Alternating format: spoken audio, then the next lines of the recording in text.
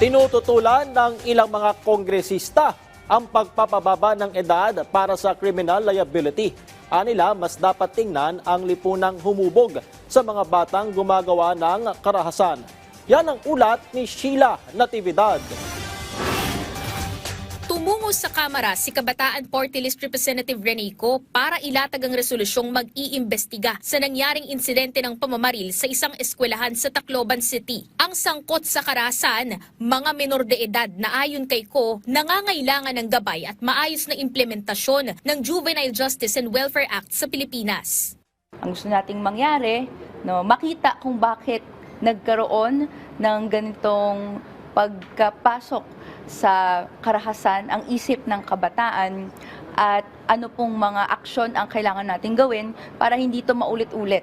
Sa Section 20 ng Juvenile Justice and Welfare Act of 2006, nakasaad na kung 15 taong gulang pababa ang isang batang nasangkot sa paglabag sa batas, dapat siyang ilabas agad sa kustodiya ng mga otoridad at i-turn over sa magulang, guardian o social welfare authorities. Pero sasailalim ang bata sa intervention program sa halip na ordinaryong paglilitis sa isang krimen. Samantala, sa naging amendment naman ng nasabing batas para palakasin ito, nakasaad na ang bata ay sasailalim sa community-based intervention program sa ilalim ng social worker, habang sa ilang sitwasyon ay pwede itong i-refer sa youth care facility o bahay pag-asa depende sa kung anong makabubuti para sa interes ng bata.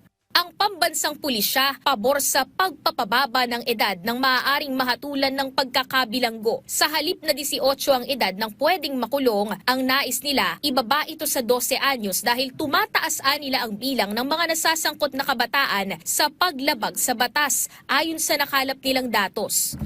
Pero ang ilang mga kongresista tutol sa pagpapababa ng age for criminal liability. Paninindigan ni Manila 3rd District Representative at miyembro ng House Committee on Justice na si Joel Chua, hindi pagpapababa ng minimum age of criminal liability ang solusyon sa nangyaring karahasan sa eskwelahan, kundi ang pagbabalik ng tamang pag-uugali, mapagmahal na gabay mula sa guro at magulang, accessible na tulong sa mental health at pagkakaroon ng lider at mga nakatatanda na magsisilbing huwaran para sa mga kabataan. Kapareho rin niya ang naging sentimiento ni House Assistant Minority Leader at Gabriela Women's Party Representative Sara Elago. Pananaw niya, hindi lamang age of discernment ang dapat questionin, kundi kung anong klaseng lipunan ang nagtuturo sa mga bata na katanggap-tanggap ang karahasan kung saan normal ang bullying, pananakit at kawalan ng pananagutan. Naniniwala rin si Elago na sinusundan ng kabataan kung ano ang nakikita nila sa lipunan, kung saan normal umano ang karahasan at impunity.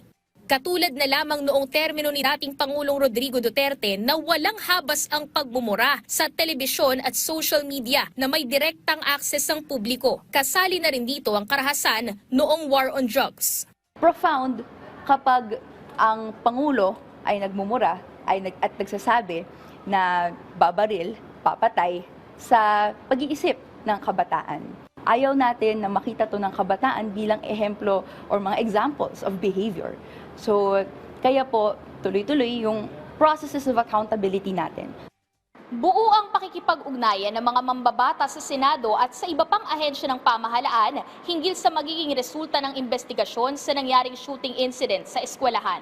Samantala, sinabi naman ni Ko na sa panahong umiikot ang mundo, hindi lang ng kabataan kundi pati ng publiko sa social media ay primaryang responsibilidad ng social media platforms na tiyaking ang kanilang content algorithms ay nararapat depende sa edad. Sheila Natividad, para sa Bayan.